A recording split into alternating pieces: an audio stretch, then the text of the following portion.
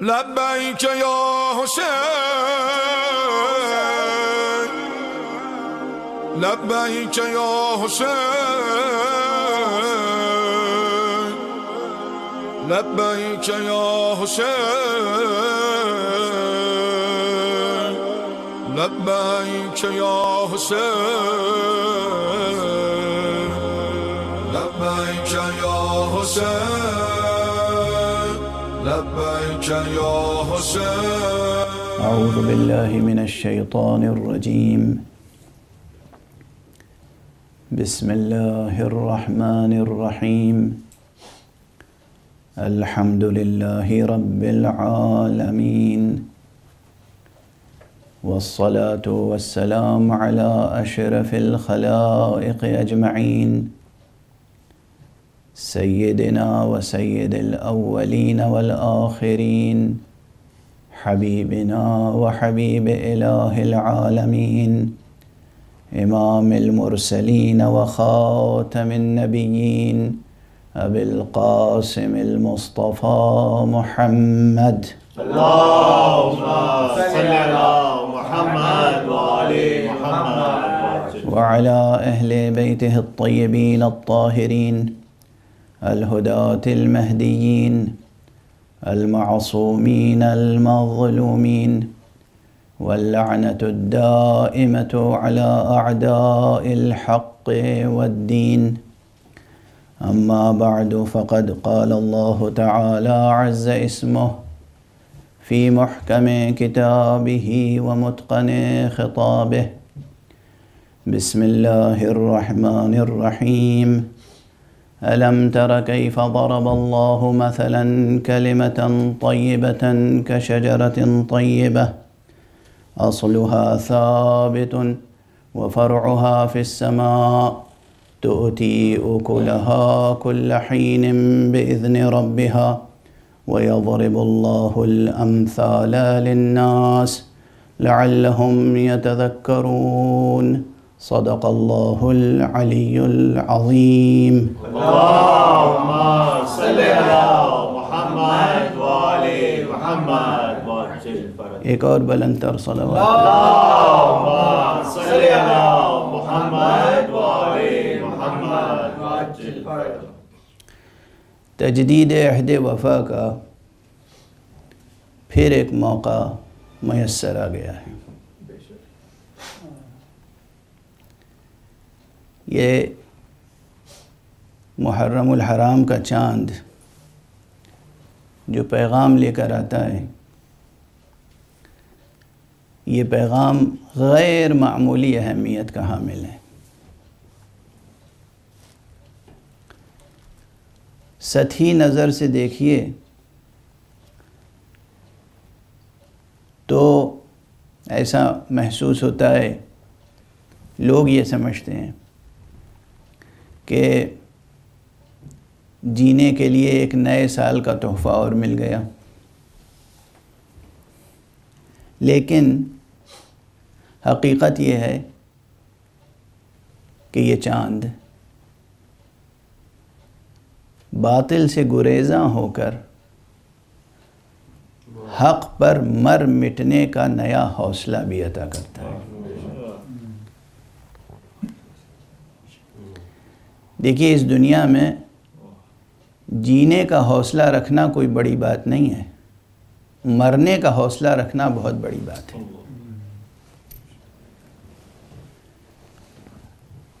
مجھ سے کئی دوستوں نے باصرار و بتکرار، یعنی متعدد بار، یہ بات کہی کہ اس مرتبہ آپ کا موضوع کیا ہوگا، عنوان سخن کیا ہوگا، عنوان گفتگو کیا ہوگا.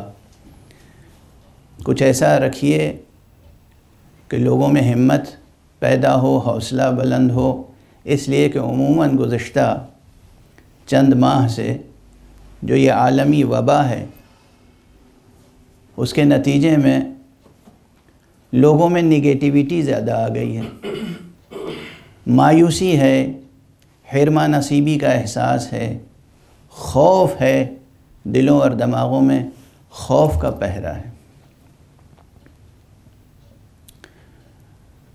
میں یہاں پر عرض کرتا ہوں کہ دیکھیے، حالات کیسے ہی کیوں نہ ہوں، پہلی بات تو یہ ہے کہ جس کے پاس حق سبحانہ و تعالیٰ کا یقین موجود ہو، عام اصطلاح میں جو خدا کا اعتقاد رکھتا ہو، یہ عام اصطلاح ہے، میری اصطلاح نہیں ہے، خدا کا اعتقاد رکھتا ہو، درست ہے، عام اصطلاح ہے، میں عرض کرتا ہوں جو خدا کا یقین رکھتا ہو،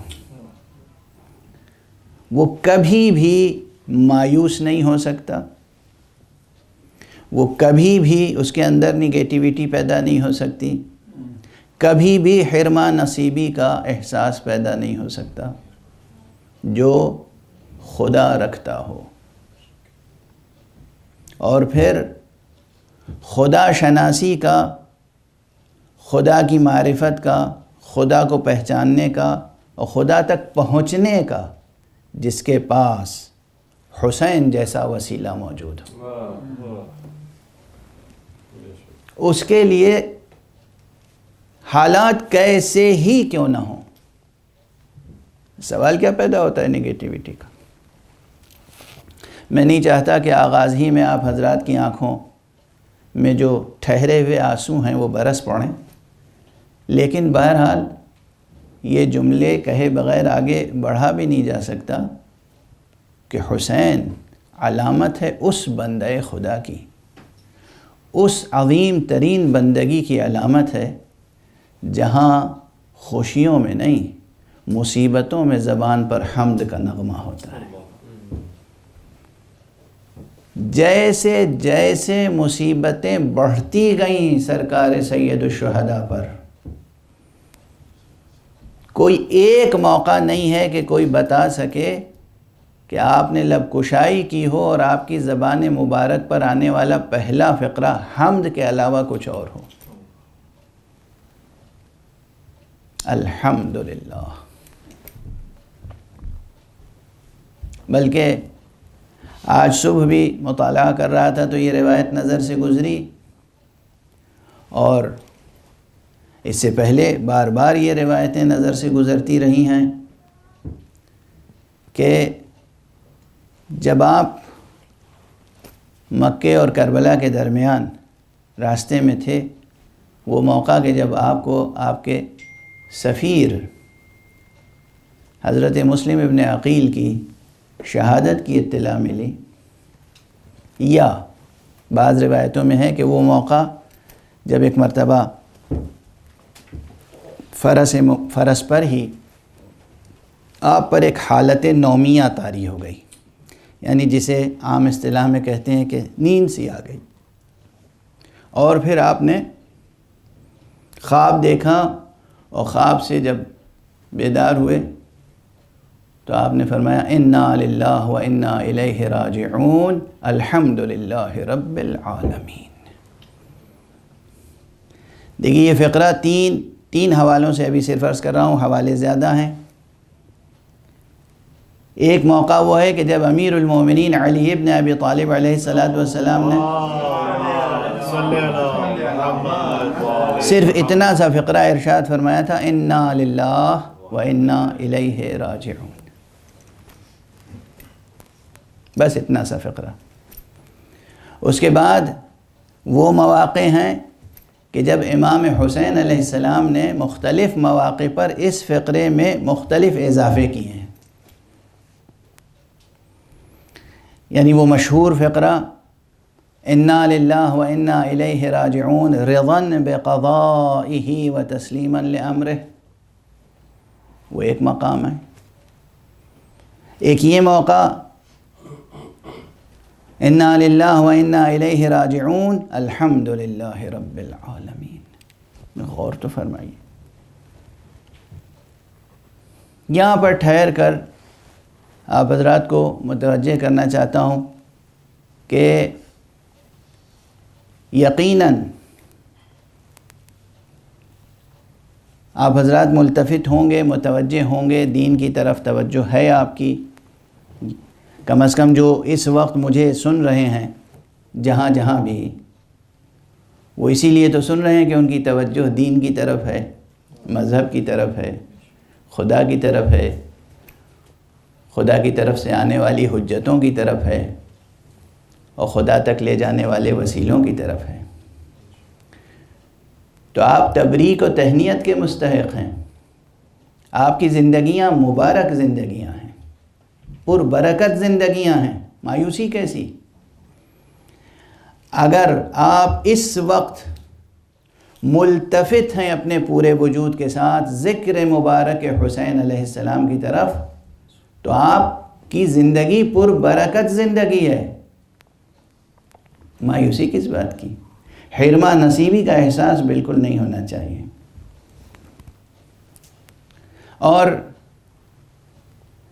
مزید توجہ کو بڑھانے کے لیے یہ عرض کر رہا ہوں، اور یہی اپیل ہے قرآن کی کہ مسلسل ہمیں آپ کو، ہر فرد کو اپنے علم میں اور یقین میں اضافہ کرتے رہنے کی جد و جہد جاری رکھنی چاہیے۔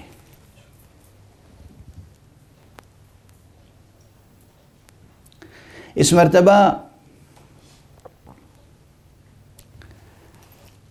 میرے ذہن میں عنوان کچھ اور تھا، اور عموماً چونکہ یہ میرا انداز ہے کہ دوستوں سے پوچھتا رہتا ہوں کہ بھئی کس عنوان پر گفتگو کی جائے، تو اب جب میرے سامنے اعلان مجلسوں کا آیا تو میں نے دیکھا کہ دوستوں نے از خود قرآن اور اہل بیت کا عنوان وہاں پر شائع کر دیا ہے۔ میرے ذہن میں عنوان کچھ اور تھا، اگرچہ مضمون کے اعتبار سے اور روح مطلب کے اعتبار سے متحد ہے۔ دیکھیے پوری دنیا میں اس وقت کتنے ممبر سجے ہوئے ہیں آپ کو اندازہ نہیں ہے، سوائے فرشتوں کے کوئی گن نہیں سکتا کہ کتنے ممبر سجے ہوئے ہیں اس کرۂ ارض پر جہاں نام گرامی حسین بلند ہو رہا ہے۔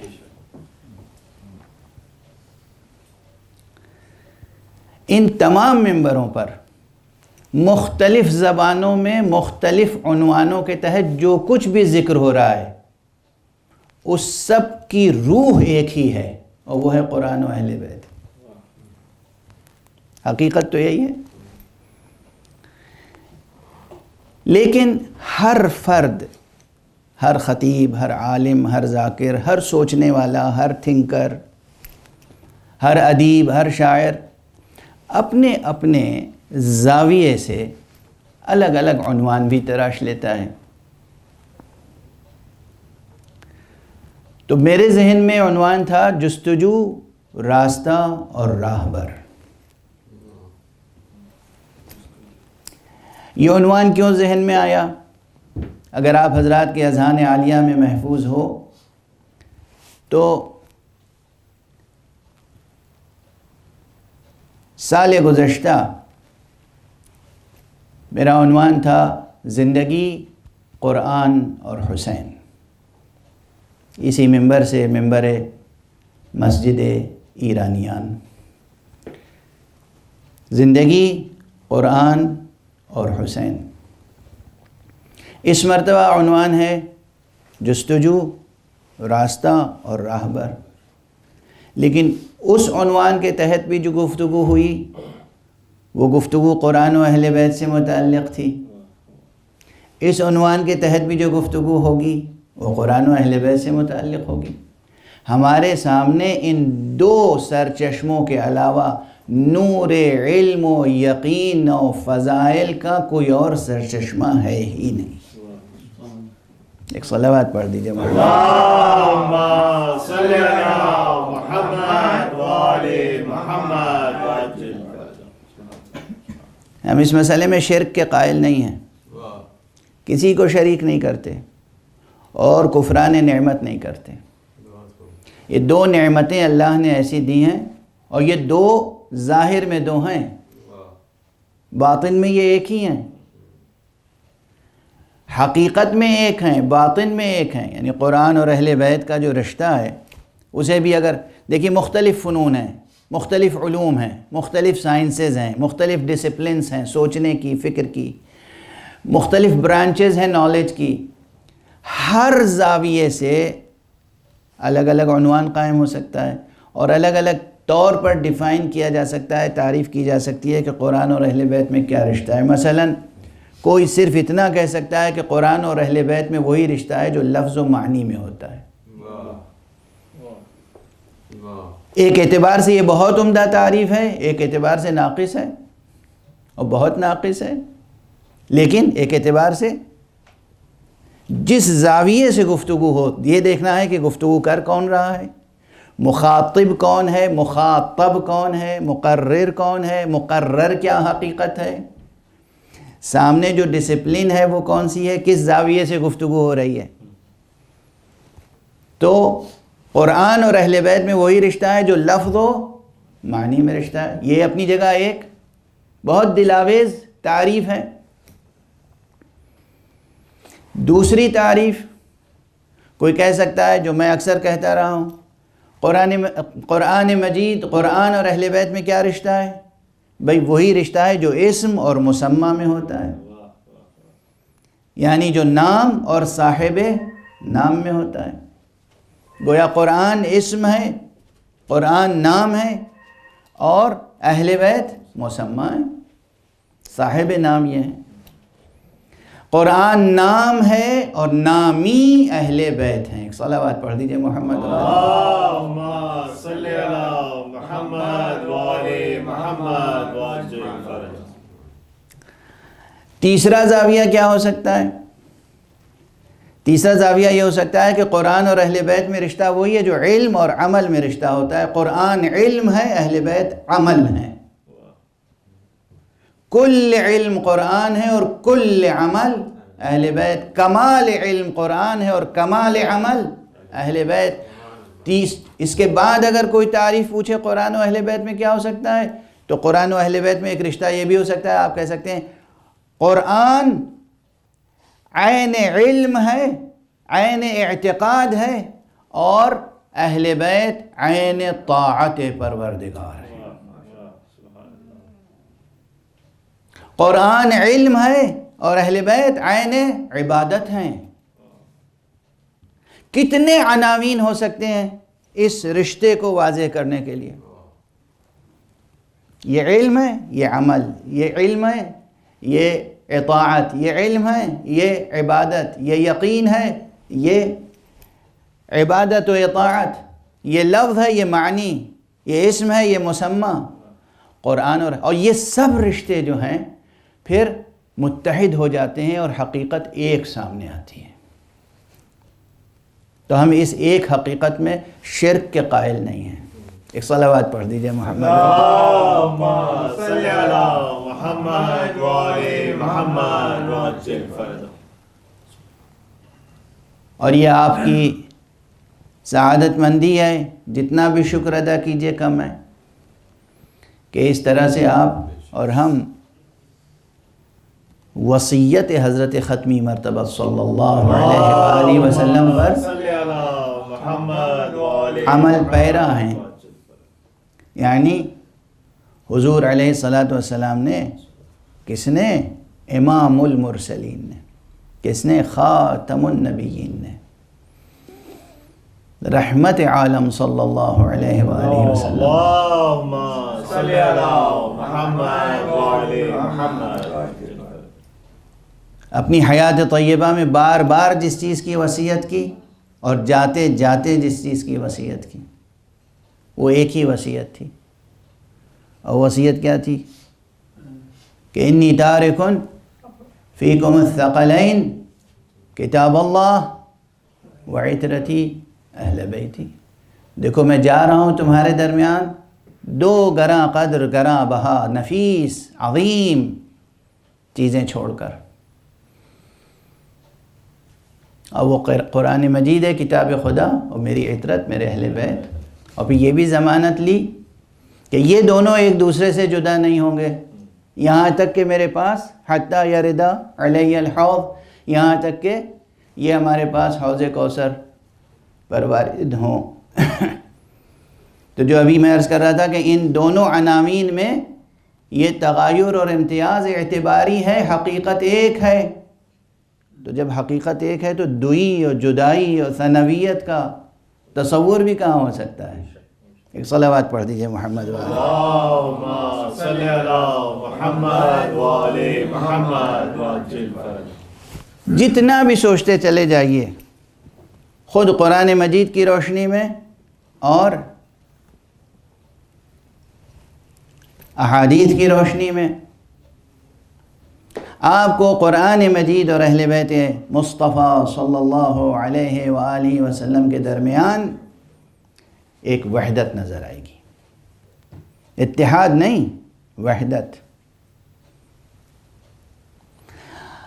اور یہی جو میں عرض کر رہا ہوں، یہی مفہوم مستفاد ہوتا ہے، یعنی یہی معنی ابھر کے سامنے آتے ہیں، یہی مضمون سامنے آتا ہے اس آیت کریمہ سے جو میں نے تبرکاً اور تیمناً آپ حضرات کے سامنے تلاوت کرنے کی سعادت حاصل کی، قرآن مجید کے سورہ مبارکہ ابراہیم کی، جس میں کہا جا رہا ہے کہ الم تر کیف ضرب اللہ مثلا کلمۃ طیبۃ کشجرۃ طیبہ اصلها ثابت وفرعها فی السماء۔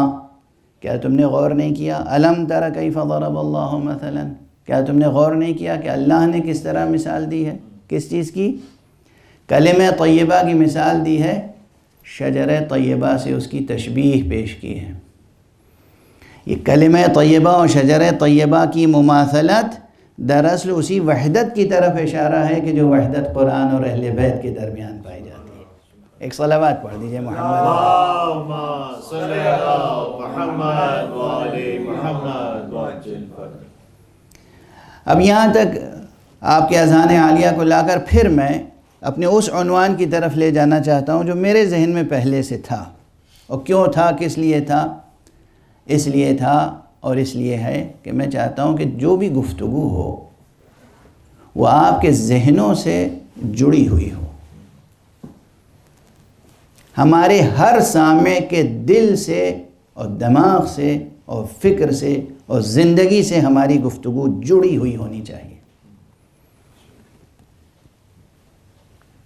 اگر ایسا نہیں ہوگا تو پھر لفاظی ہو کر رہ جائے گی۔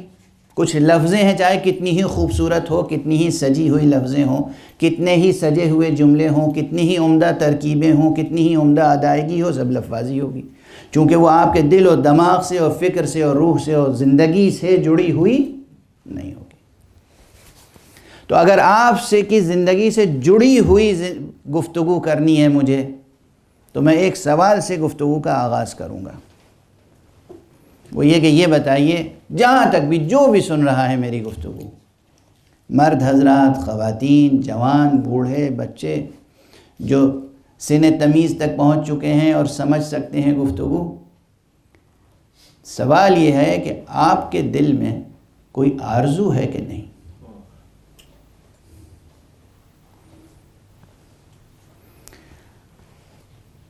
آپ کے ذہن میں کوئی جستجو ہے کہ نہیں؟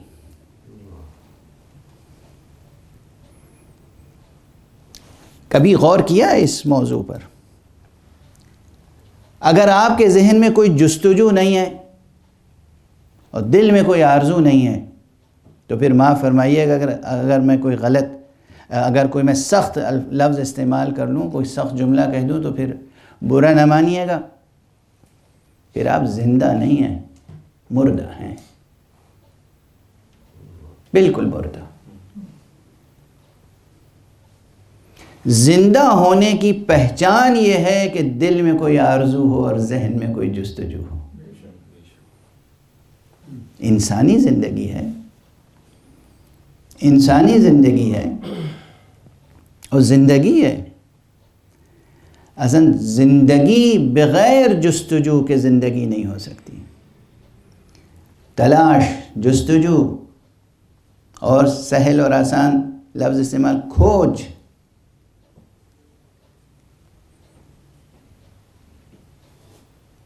چاہت کسی چیز کی، طلب،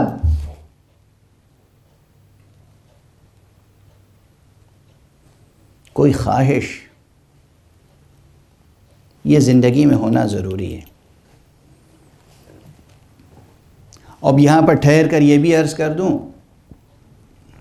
کہ یہ جستجو، یہ آرزو، یہ تلاش، یہ چاہت، یہ طلب، یہ کھوج کس قسم کی ہے آپ کے اندر؟ کیسی ہے؟ کس چیز کی ہے؟ آپ کے اندر طلب ہے تو مطلوب کیا ہے؟ آرزو ہے تو گوہر مقصود کیا ہے؟ آخر جستجو ہے تو کس چیز کی ہے؟ اب یہاں ٹھہر کے میں عرض کر دوں، یہیں سے فیصلہ کرنا ہے کہ ہم انسانی زندگی بسر کر رہے ہیں یا انسانی زندگی سے کمتر درجے پر ہیں۔ ایسا تو نہیں کہ ہم صرف حیوانی سطح زندگی پر زندگی بسر کر رہے ہیں۔ مجھے معلوم ہے کہ ذرا سا طبیعتیں جھنجھڑ کے رہ جائیں گی،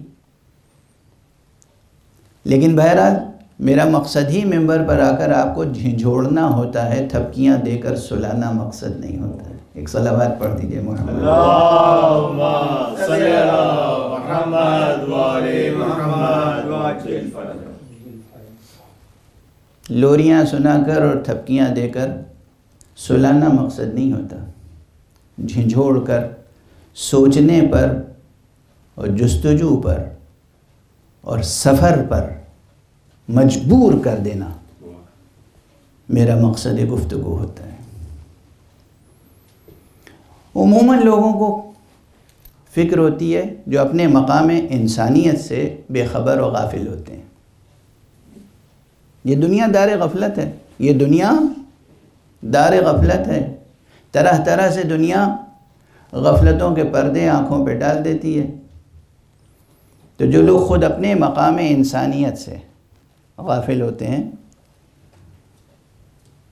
ان کے سامنے بس روٹی، کپڑا، مکان اور اس کے متعلقات، یہ پوری جستجو اور آرزو اسی کے گرد گردش کرتی ہے۔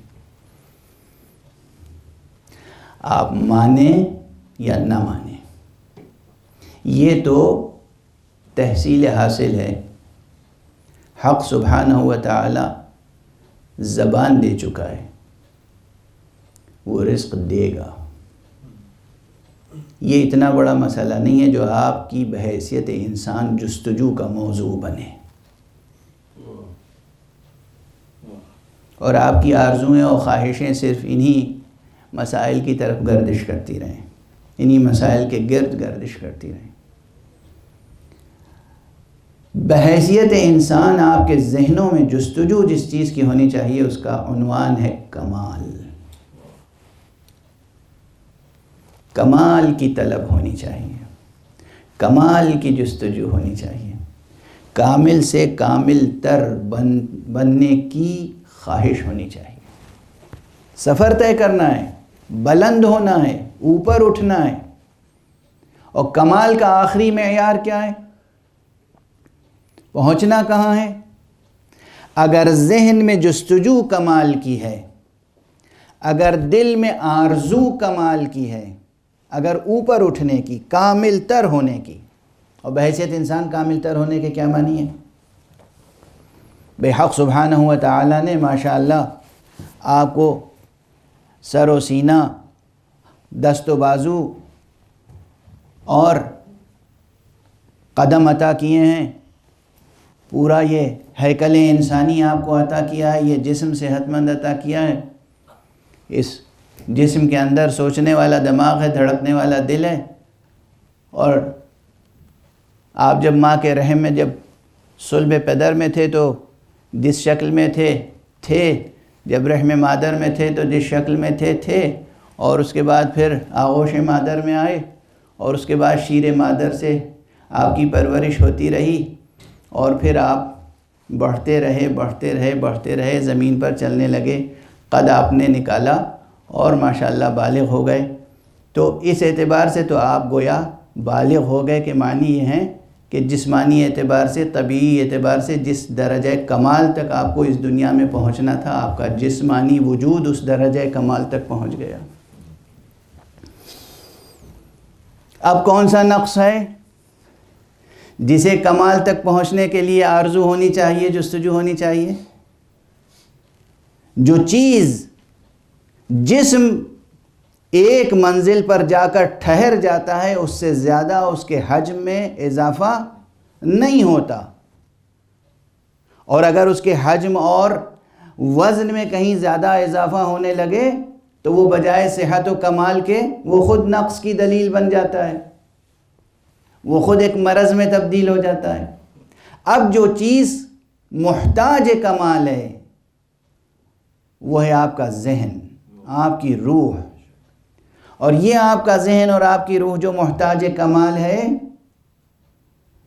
اس کمال تک پہنچنے کے لیے، اس کے کمال تک پہنچنے کے لیے، ذہن کو اپنے کمال تک پہنچنے کے لیے، روح کو اپنے کمال تک پہنچنے کے لیے، قلب کو اپنے کمال تک پہنچنے کے لیے، یعنی آپ کے اس ظاہری مادی جرم صغیر میں چھپے ہوئے عالم کبیر کو اپنے کمال تک پہنچنے کے لیے جس چیز کی ضرورت ہے وہ علم و معرفت ہے۔ اللہم صلی علی محمد وعلی محمد، وہ علم و معرفت ہے۔ تو ایک چیز کا وعدہ حق سبحانہ و تعالیٰ نے کیا ہے کہ جو جسمانی رزق ہے یہ تو ملے گا کسی نہ کسی صورت سے، یہ جو ذہن اور قلب کی ضرورت ہے اس کو طلب کرنے کا حکم دیا ہے، اس کی جستجو جاری رکھو، اس کی طلب جاری رکھو، علم حاصل کرتے رہو مسلسل، رزق حاصل کرنے کی کوششیں کرو، لیکن علم حاصل کرنے کی کوششیں رزق حاصل کرنے کی کوششوں سے کہیں زیادہ ہونی چاہیے، کہیں زیادہ ہونی چاہیے۔ تو آج اگر پہلی مجلس میں یہ بات واضح ہو جائے کہ آپ کے اندر جستجو ہونی چاہیے، اور جستجو کس چیز کی؟ کمال کی جستجو، ارتقاء کی جستجو، ترقی کی جستجو، بحیثیت انسان ترقی کرنے کی جستجو، نہ بحیثیت حیوان، بحیثیت انسان ترقی کرنے کی جستجو، بحیثیت انسان ارتقاء کی جستجو، بحیثیت انسان کمال تک پہنچنے کی جستجو، آرزو، خواہش، طلب۔ اب یہاں پر جو سب سے مشکل بات ہے وہ یہ ہے کہ لفظ کمال تو ہر ایک کو دل سے عزیز ہے، مگر یہ کمال کا معیار کیا ہے یہ واضح نہیں ہے سب کے سامنے، اور واضح کرنا آسان بھی نہیں ہے، واضح کرنا اتنا آسان بھی نہیں ہے۔ بس یہ سمجھ لیجئے کہ آپ کے سامنے ایک نامتناہی سلسلہ ہے سفر کا، سفر کرتے رہنا ہے، کہیں ٹھہرنا نہیں ہے، سفر کرتے رہے تو کمال ہے، ٹھہر گئے تو زوال۔ اللہم صلی علی محمد وعلی محمد، رک گئے، ٹھہر گئے، وہی زوال ہے، وہ زوال ہے۔ مسلسل سفر کرنا ہے، وقت تیزی سے گزر جاتا ہے اور مطالب ہمیشہ تشنا رہ جاتے ہیں۔ یہ جو مسلسل سفر ہے، تو سفر طے کرنے کے لیے اگر جستجو ہے، آرزو ہے، تو سفر طے کرنے کے لیے راستہ واضح ہونا چاہیے۔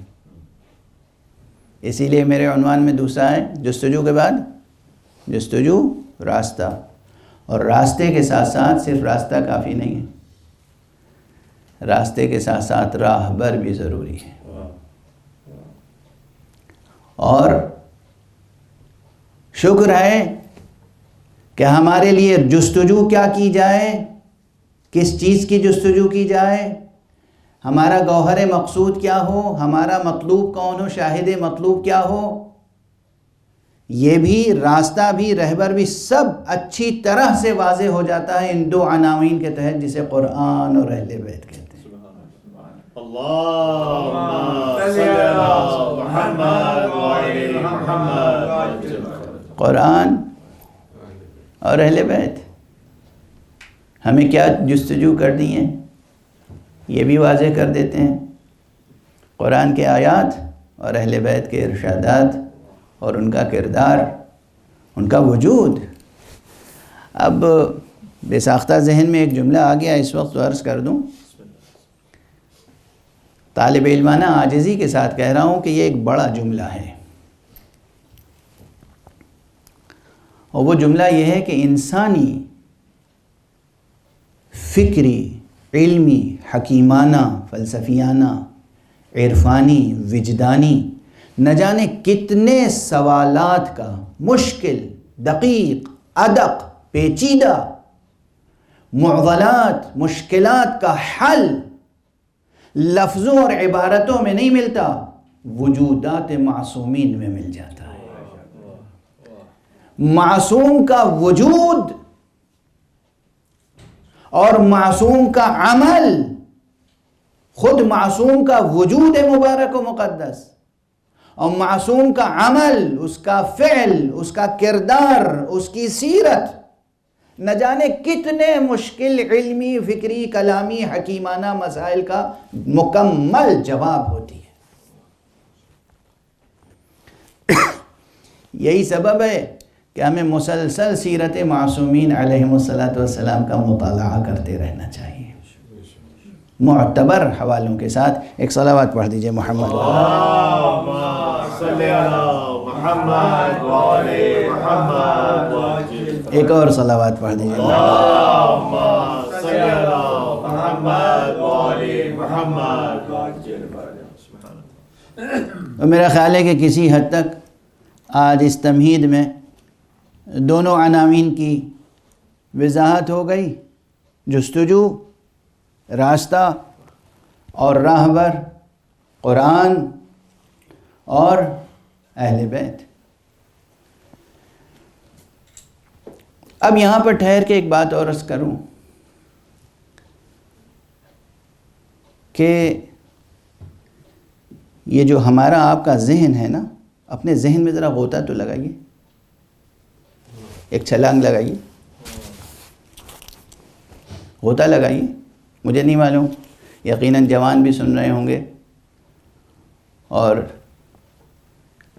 جوانوں کو اسپورٹس کی بھی آج کل تو بہت زیادہ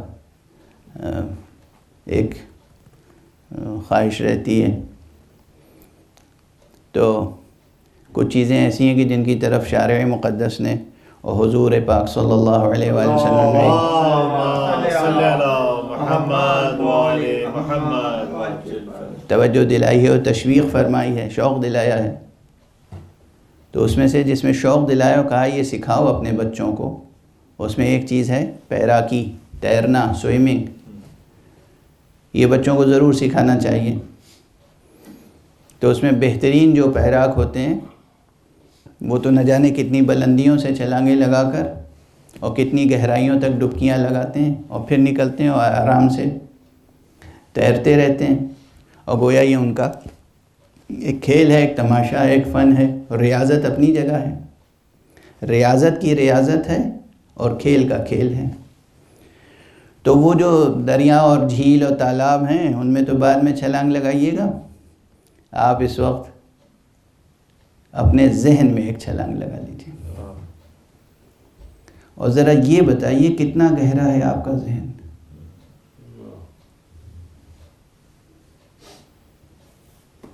کیا مشکل سوال ہو گیا؟ کتنا گہرا ہے ذہن آپ کا؟ ارے کمال ہے۔ دنیا والوں نے تو جتنے سمندر ہیں کسی نہ کسی صورت سے سمندروں کی گہرائیوں کا اندازہ لگا لیا ہے کہ کئی 100 کلومیٹر گہرے سمندر ہیں زمین پر، کہاں کہاں پر، یا کئی 1000 میٹر اور کئی لاکھ میٹر کی گہرائی ہیں۔ آپ ذرا اپنے ذہن کی گہرائی بتا سکتے ہیں کہ کتنے، کئی 100 یا کئی 1000 یا کئی لاکھ میٹر گہرا ہے ذہن؟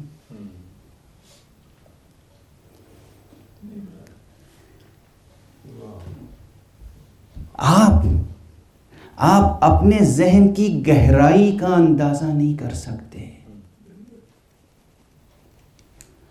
ان کی ذہن کی گہرائی اور بلندی کا اندازہ کیسے کر سکیں گے جن کو اللہ نے آپ کے ذہنوں کو سیراب کرنے کے لیے بھیجا ہے۔ ایک صلوات پڑھ دیجئے محمد۔ اللہم صلی علی محمد وعلی محمد۔ سبحان اللہ، آپ اپنے ذہن کی گہرائی اور بلندی کا اندازہ نہیں کر سکتے. کتنا گہرا ہے ذہن؟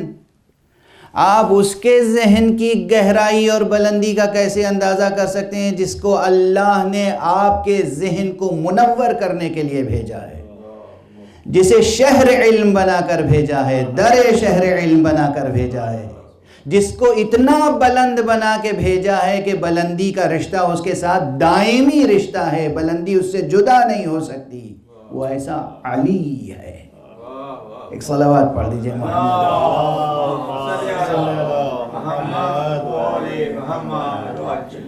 دیکھیے میں کبھی فضائل رسمی طور پہ نہیں پڑھتا ہوں، حالانکہ رسمی انداز سے بھی جو فضائل پڑھتے ہیں میرا جی چاہتا ہے ان کے لبوں کو چوم لوں، ان کے ہاتھوں کو چوم لوں، ان کے پیشانیوں کو چوم لوں.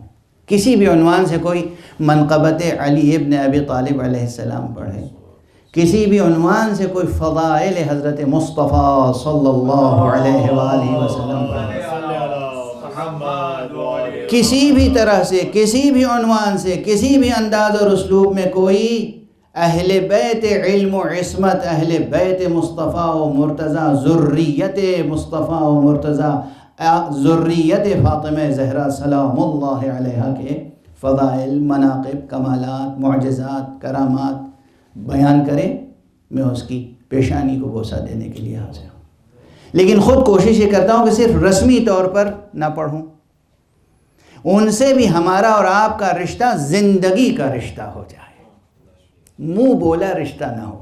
ایک صلوات پڑھ دیجئے محمد اللہم صلی علی محمد وعلی محمد. تو جناب والا یہ جو میں نے مثال دی کہ آپ اپنے ذہن میں ذرا چھلانگ لگا کے دیکھیں، یعنی اپنے باطن میں، اپنے ذہن کی ذرا مطلب چہار دیواری. آپ اپنا جسم تو ناپ کے بتا سکتے ہیں. پہلے پاسپورٹ بنا کرتے تھے، اب بھی غالباً یہ ہوگا، پاسپورٹ بنتا تھا تو اس میں چہرے کا کلر، بالوں کا کلر، کوئی چہرے پہ نشان ہے تو وہ، اور ہائٹ کتنے آپ لمبے ہیں، وہ سب پاسپورٹ پر درج ہوتا تھا. اب بھی ہوتا ہوگا، پاسپورٹ پہ نہیں ہوتا ہوگا تو ریکارڈ میں تو ہوتا ہی ہوگا. تو آپ اپنے کو تو ناپ سکتے ہیں، یعنی اپنا جسم. ذہن ناپ کے بتائیے نا، کئی 100 کلومیٹر اسکوائر کلومیٹر کا ہے ذہن آپ کا، کئی ہزار اسکوائر کلومیٹر ہے، کئی لاکھ اسکوائر کلومیٹر ہے آپ کا ذہن. آپ نہیں ناپ سکتے. ذہن ہے کہ نہیں ہے؟ ارے آپ ذہن رکھتے ہیں نہیں رکھتے ہیں؟ ہاں ذہن تو ہے. کس کا ہے؟ کسی اور کا ذہن لیے ہوئے بیٹھے ہیں؟ نہیں، آپ ہی کا ذہن ہے. تو آپ کا ذہن ہے، آپ کی پراپرٹی ہے، اور آپ جانتے نہیں کتنی ہے. اور مانے آپ اسی کو انگریزی کی مختلف اصطلاحیں ہیں مختلف ڈسپلنز میں، اسی کو انگریزی کی ایک اصطلاح میں کہتے ہیں سبجیکٹیویٹی. چیز ہے مگر اس کی گہرائی اور چھور ہم ناپ نہیں سکتے. جتنا گہرائی میں اترتے جاؤ یا جتنی بلندی پہ چلے جاؤ، بلند ہوتے رہو گے لیکن بلندی کی انتہا نہیں آئے گی. اور یہیں پر وہ بھی ہے کہ یہ فیصلہ کرنا مشکل ہو جائے گا کہ گہرائی میں جا رہے ہو یا بلندی پر. جدھر بھی جاؤ گے محسوس ہوگا بلند ہوتے چلے جا رہے ہیں. توجہ رکھیے گا، جس طرف بھی جاؤ گے، یعنی جب ہم کہیں گے کہ فلاں صاحب بہت غور کرتے ہیں، غور کے معنی ہی ہے گہرائی میں اترنا، پانی کی گہرائی میں اتر کے، تہ میں اتر کے، اور گوہر مقصود موتی نکال کے لے آنا، اس کا نام ہے غور. غور کرنا لغوی اعتبار سے، ڈکشنری میننگ. جب ہم کسی کے لیے کہتے ہیں یہ بہت غور و خوض سے کام لیتے ہیں تو اسی کو دوسرے لفظوں میں کہتے ہیں یہ بہت بلند فکر انسان ہے. دونوں میں کوئی فرق ہے؟ بلند فکر، دقیقہ سنج، بہت علمی اعتبار سے بلند شخصیت ہے. بھئی ابھی تو آپ کہہ رہے تھے غور کرتے ہیں، ابھی آپ کہہ رہے ہیں بلند کرتے ہیں. بلند شخصیت ہے، غور کرنے کے ڈکشنری میننگ ہے نیچے اترنا، بلندی کے معنی ہے اوپر جانا. ہاں، اسی دنیا میں رہتے ہوئے اس مفہوم کو سمجھنے کی کوشش کیجئے جہاں کہ ڈائمنشنز کا تصور ختم ہو جاتا ہے، جہاں بھی انسان جس سمت میں چلا جائے بلند ہوتا چلا جاتا ہے. جس سمت میں چلا جائے بلند ہوتا چلا جاتا ہے۔ بلندی کے یہ معنی سمجھے؟ اگر آپ اپنے ذہن کو سمجھنے کے سلسلے میں بلندی کے یہ معنی سمجھ سکتے ہیں تو مجھے یہ جملہ کہنے دیجئے اور یاد رکھیے گا، امیر المومنین علی ابن ابی طالب علیہ السلام وہ ذات گرامی ہے جس رخ سے دیکھیے اتنی بلند ہے، اور جس رخ سے اس ذات گرامی کا مطالعہ کریں گے آپ بلند ہوتے چلے جائیں گے، اسی لیے وہ علی ہے، وہ بلند ہے۔ اللهم صل على محمد وعلى محمد نعرہ حیدری، وہ بلند ہے، بلند، علی کی بلندی، علی کی بلندی۔ اور جب در اتنا بلند ہے تو اتنا بلند در جب ہے تو شہر کتنا بلند ہوگا،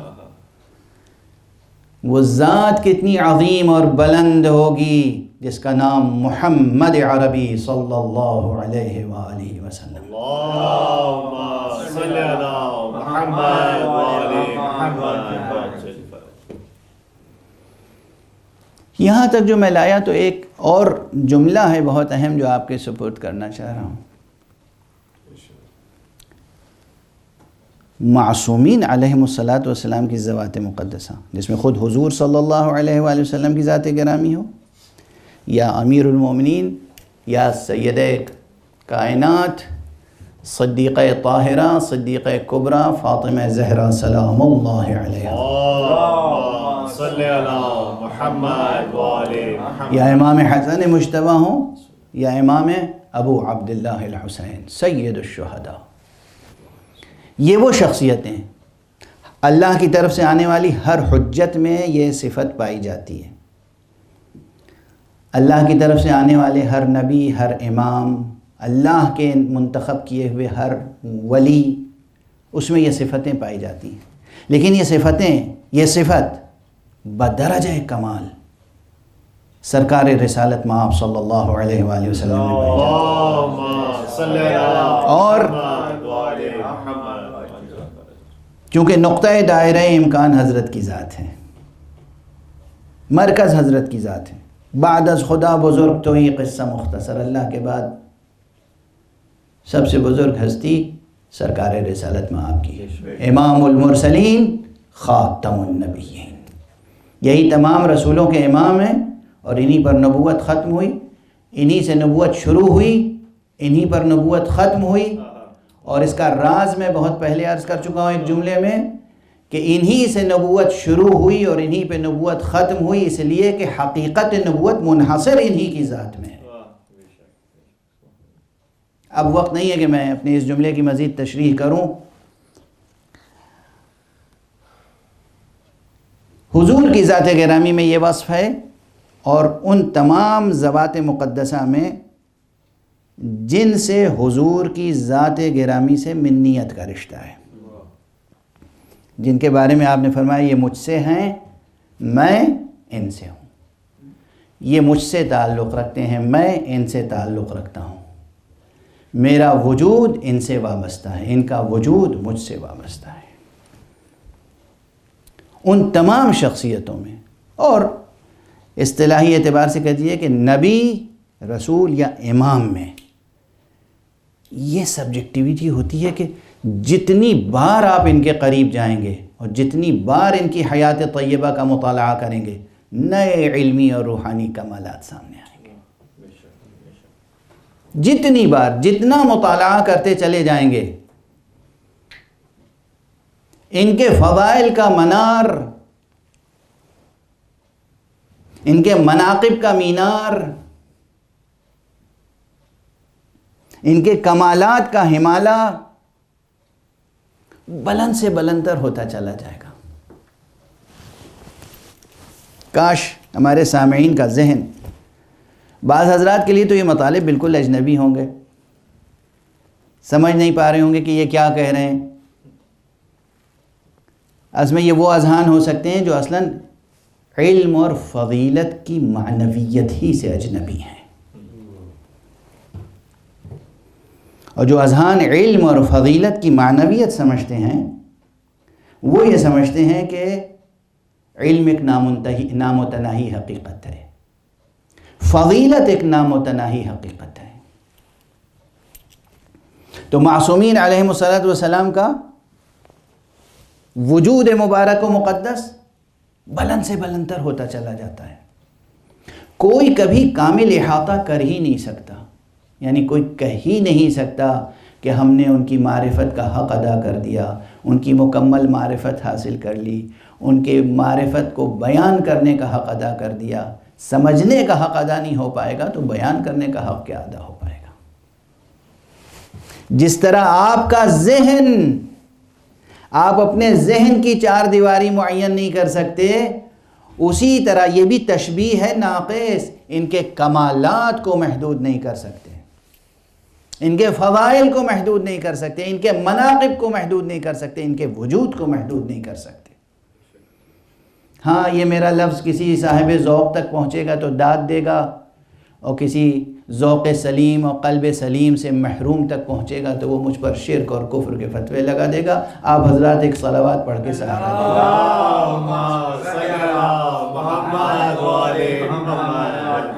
ایک اور صلوات پڑھ دیجیے.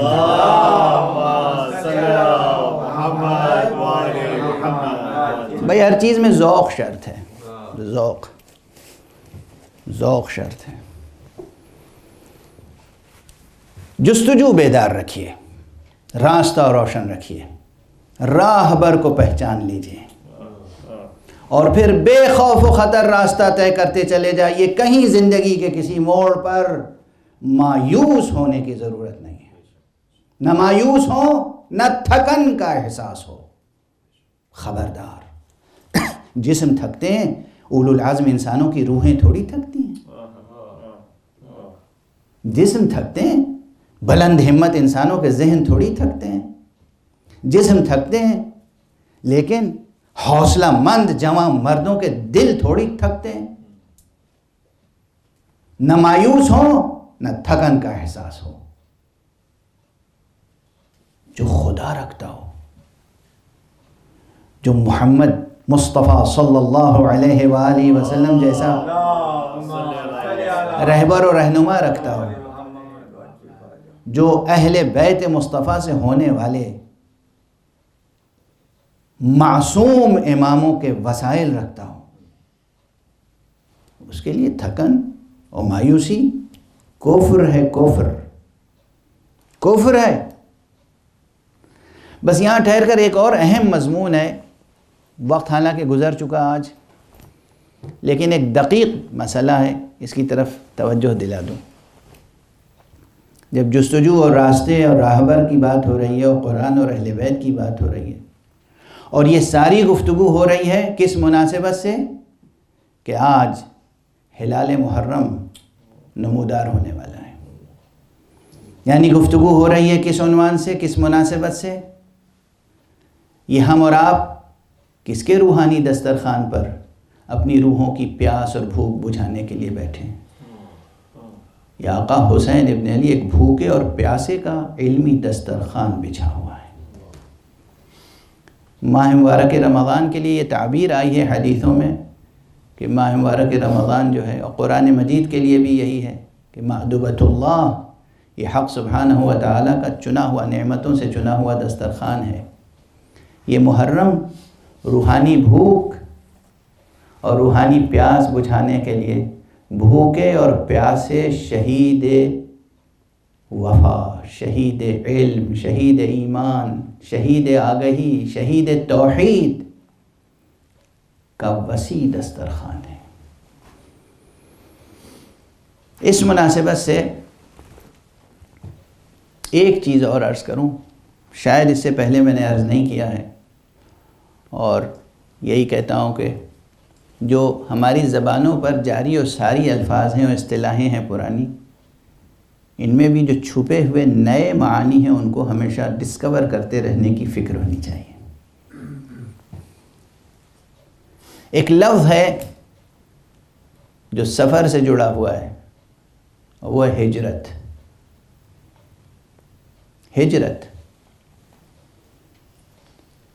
اور ہجرت کا جو تصور عام طور پر پایا جاتا ہے قرآن و حدیث میں، ہجرت کا تصور بہت عمیق اور بہت عظیم الشان اور رفیع ہے، بہت محتم بالشان تصور ہے ہجرت کا۔ آج صرف حوالہ دے کر آگے بڑھ جاؤں گا، کل انشاءاللہ مزید وضاحت کروں گا چونکہ وقت گزر چکا۔ ہجرت کے لیے یہ تصور کیجئے کہ یہاں تک کہا گیا ہے من الکفر التعرب بعد الہجرہ،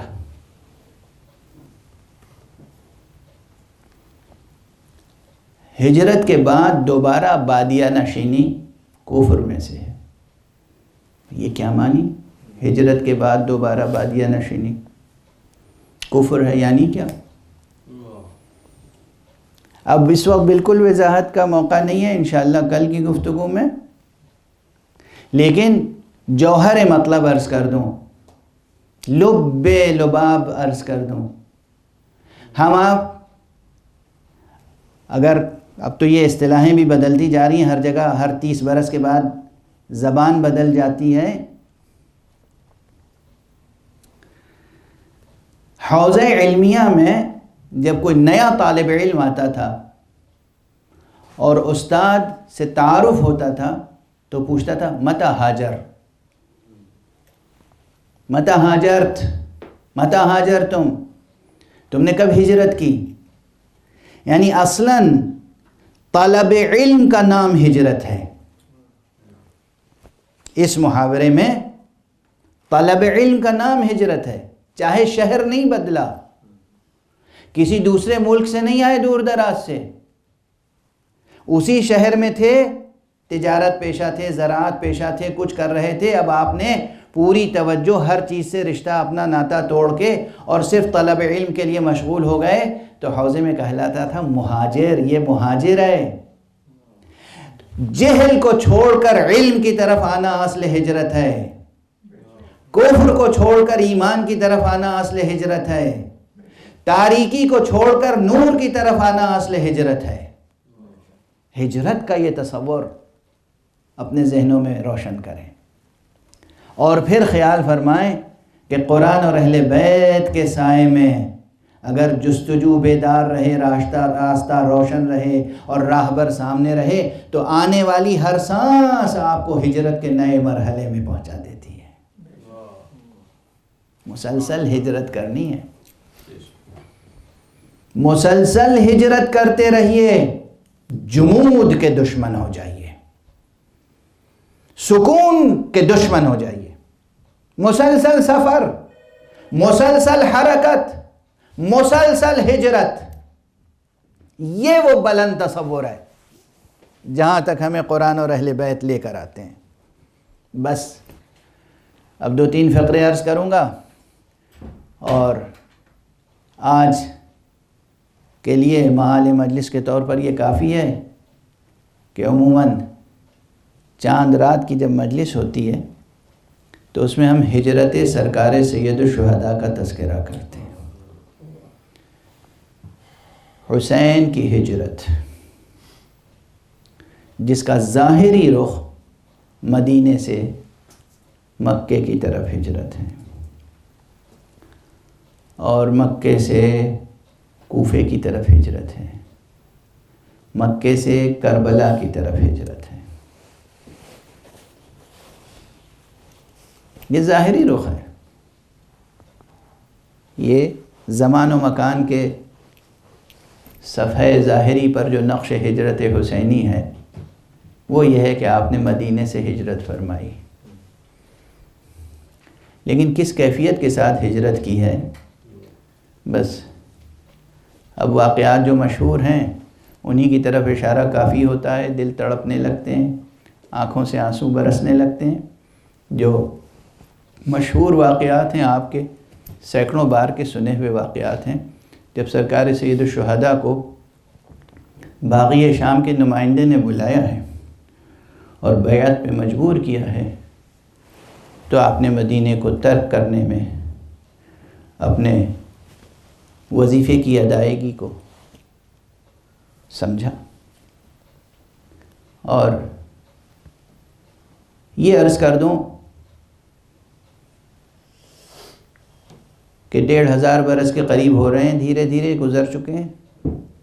آج تک تاریخ کربلا مکمل بیان نہیں ہو سکی ہے۔ اس کے نہ جانے کتنے رخ ہیں جو ابھی پردے میں ہیں، اور معرفت کے اتنے رخ ہیں، اور اسی لیے جن لوگوں کو کم معرفتیں ہیں ان کے ذہنوں میں سوالات زیادہ ہیں۔ لوگ ہم سے آج بھی پوچھتے ہیں کہ یہ واقعہ اتنا پرانا ہے، آپ آج تک اس طرح تڑپ تڑپ کے گریہ کرتے ہیں، اور ایک ایک گھر میں یہ محسوس ہوتا ہے کہ جیسے اس گھر میں کوئی میت ہو گئی ہے، یہ کیسے ممکن ہے؟ تو بس میں عرض کروں کہ جو لوگ اہل دل ہیں اور جن کا وجودی رشتہ ہے، جن کا روحانی رشتہ ہے، وہ یہ بات سمجھتے ہیں۔ جن کا روحانی اور وجودی اور قلبی رشتہ نہیں ہے وہ نہیں سمجھ پاتے۔ معرفت میں اضافہ کریں تو دھیرے دھیرے بات سمجھ میں آنے لگے گی۔ اور ایک سوال اور کیا جاتا ہے کہ آپ رسول اللہ کی تاریخ وفات پر اتنا گریہ نہیں کرتے، ایسی عزاداری نہیں کرتے، آپ حضرت علی کی شہادت پر بھی ایسی عزاداری نہیں کرتے، آپ امام حسن کی شہادت پر بھی ایسی عزاداری نہیں کرتے، بی بی زہرا کی شہادت پر بھی ایسی عزاداری نہیں کرتے جیسی عزاداری حسین کی شہادت پر ہوتی ہے۔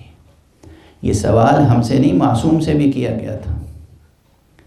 امام معصوم سے یہ سوال کیا گیا تو امام نے فرمایا، دیکھو تم نے غور نہیں کیا، یہ خمسہ نجبہ کی ذات کے آخری فرد تھے۔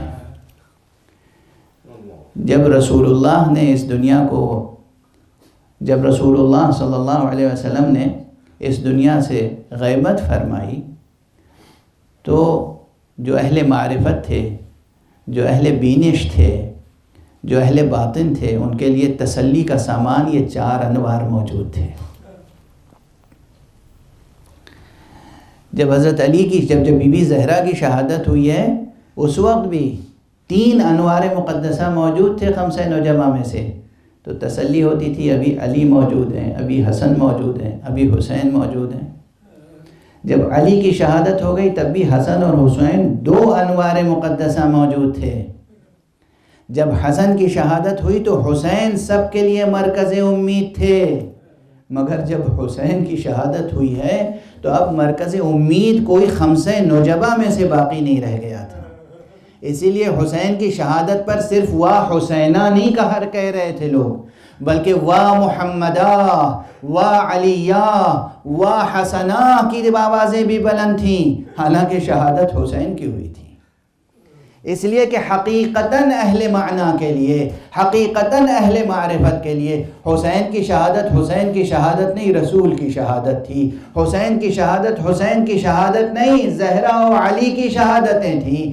حسین کی شہادت اور جدائی نہیں، حسن کی جدائی تھی۔ آج خمسہ نجبہ میں سے اب کوئی باقی نہیں رہ گیا۔ یہ ایک جواب ہے، یہ ایک رخ ہے۔ لیکن آقا حسین علیہ السلام کی قربانیوں کی عظمتیں اور پھر ان مصائب کی المناکیاں ایسی بے پناہ ہیں کہ اہل معرفت کی آنکھیں کبھی خشک نہیں ہو سکتی۔ عام افراد تو صرف محرم کے 10 دنوں میں روتے ہیں، ماتم کرتے ہیں، اہل معرفت ہمیشہ اشک بار رہتے ہیں۔ جب بھی نماز کے لیے کوئی اہل معرفت کھڑا ہوتا ہے تو اس کے سامنے حسین کا چہرہ بھی آ جاتا ہے۔ جب بھی نماز پڑھتے ہیں، ہم صبح کی نماز کے لیے کھڑے ہوتے ہیں تو حسین کی وہ یادگار صبح عاشورہ کی نماز جماعت سامنے آ جاتی ہے، جس میں علی اکبر نے اذان دی تھی، جس میں حسین نے نماز پڑھائی تھی، جس میں اصحاب نے نماز ادا کی تھی آقا کے ساتھ۔ اور جب نماز ظہر پڑھتے ہیں تو آقا حسین کی وہ نماز سامنے آ جاتی ہے جہاں میدان جنگ میں خون کی بارش ہو رہی ہے اور آقا حسین نماز جماعت ادا کر رہے ہیں۔ جب نماز عصر پڑھتے ہیں تو بھی آقا حسین کی وہ نماز یاد آ جاتی ہے جس کے لیے جمیل مظہری کے یہ 2 مصرے کیا قیامت کے مصرے ہیں جو میں اکثر پڑھا کرتا ہوں۔ حاصل طاعت کونین تھی وہ ایک نماز جو ادا بھی نہ ہوئی اور قضا بھی نہ ہوئی۔ جب بس 2 مرحلے اور خود میں اپنی کیفیت عرض کر رہا ہوں، جب نماز مغرب کے لیے کھڑا ہوتا ہوں اور جب نماز عشاء کے لیے کھڑا ہوتا ہوں تو اکثر فوراً تصور میں ہوتا ہے اس وقت حسین نوک نیزہ پہ کس آیت کی تلاوت کر رہے ہوں گے، اس وقت حسین کا سر مبارک اسیروں کے ساتھ کس منزل پر ہوگا، کس مقام پر ہوگا، یہ شب حسین نے کہاں گزاری ہوگی، حسین کے سر مبارک نے یہ شب کہاں گزاری ہوگی، حسین کے اہل بیت نے یہ شب کہاں گزاری ہوگی۔ حسین کے مصائب اور ان کی المناکیاں، بس آخری فقرہ عرض کر رہا ہوں۔ ظاہری اعتبار سے آقا حسین کو رخصت کرنے کے لیے جو لوگ مدینے میں جمع ہوئے، ہر ایک روک رہا تھا، ہر ایک روک رہا تھا، اور جب آقا نے اعلان کر دیا کہ نہیں ہمیں جانا ہے، یہ فریضہ ہے جو ادا کرنا ہے، تو ایک مرتبہ حضرت محمد حنفیہ نے کہا آقا فرزند رسول ابو عبداللہ آپ جا رہے ہیں تو اپنے ساتھ عورتوں کو کس لیے لے جا رہے ہیں؟ یہ مخدرات عصمت و طہارت۔ اور اس وقت سرکار سید الشہداء نے جواب دیا ہے محمد حنفیہ یا ابن الحنفیہ، اے محمد حنفیہ، اللہ کی مرضی اور مشیت یہ ہے کہ انہیں اپنی راہ میں قید اسیری میں دیکھیں، اللہ کی مرضی اور مشیت یہ ہے اس وقت تک یہ دین باقی نہیں رہے گا جب تک میرا لہو ریگے گھر میں کربلا پر بہہ نہ جائے اور میری بہنوں کی چادریں چھن نہ جائیں، یہ اسیر ہو کر، یہ قید ہو کر۔ جب ایک جملہ عرض کر رہا ہوں، بس اسی آخری جملہ ہے، فکر کیجئے گا، جب لوگوں کے دل مردہ ہو جاتے ہیں، ضمیر مردہ ہو جاتے ہیں، جب طاغوت، جب حاکم ظالم و جابر حاکم لوگوں کے دلوں اور دماغوں پر خوف کے پہرے بٹھا دیتا ہے، لوگ حق کی آواز نہیں سنتے، تو اس وقت اسیر ہو کر، قید ہو کر حق لوگوں کے دلوں سے ہم کلام ہوتا ہے۔ بس آقا حسین نے مظلومیت کی راہ اختیار کر کے اور اپنے اہل بیت کے لیے اسیری کی راہ اختیار کر کے لوگوں کے دلوں کے ساتھ وہ مکالمہ کیا ہے کہ اب قیامت تک حق کا مکالمہ رک نہیں سکتا، حق کی آواز بلند ہوتی رہے گی اور دنیا کے طاقتور ہمیشہ لرزہ براندام ہوتے رہیں گے۔ پروردگار تجھے واسطہ ہے خون پاک سید الشہداء کا، معبود تجھے واسطہ ہے اسیری اہل بیت مصطفیٰ کا، اس وقت روئے زمین پر نور حق کو روشن فرما دے۔ پروردگار تمام انسانوں کو جس ابتلا میں، جس آزمائش میں، جس امتحان میں مبتلا ہیں، پروردگار ان کی کمک فرما، مدد فرما، رحم فرما، کرم فرما۔ پروردگار اپنی رحمت و رافت سے کام لے، پروردگار اپنے عدل سے کام نہ لے، اپنے فضل سے کام لے۔ پروردگار دنیا کے اس کرۂ ارض کے تمام انسانوں کو علمی بیداری کی اس منزل تک پہنچا دے کہ یہ تیرے حسین کو پہچان سکیں۔ پروردگار انہیں اس بیداری کی منزل تک لیا کہ یہ قرآن اور اہل بیت کو سمجھ سکیں اور ان کی روشنی میں اپنی زندگی بسر کر سکیں۔ پروردگار یہ قرآن اور اہل بیت کی روشنی میں تیری توحید کو ڈسکور کر سکیں۔ پروردگار یہ تیری معرفت اور بندگی کا حق ادا کر سکیں۔ پروردگار اپنے ولی آخر کو اذن ظہور عطا فرما اور ان کے ہاتھوں سے اپنی رحمت و رافت و عدالت کا پرچم لہرا دے۔ پروردگار ہمارے سروں پر علماء اعلام، فقہاء عظام کا سایہ برقرار رہے، خصوصیت کے ساتھ نجف اشرف کی مرجعیت، تمام مراجع کرام، حضرت آیت اللہ العظمیٰ، سید سیستانی اور دیگر تمام مراجع کرام کو اپنی حفظ و امان میں رکھ۔ پروردگار رہبر ملت اسلامیہ، رہبر انقلاب اسلامی آیت اللہ العظمیٰ خامنئی صاحب کو بھی اپنی خاص حفظ و امان میں رکھ اور ان کی رہبری میں ہمیں اپنے امام وقت کی اطاعت و بندگی کے لائق بنا دے۔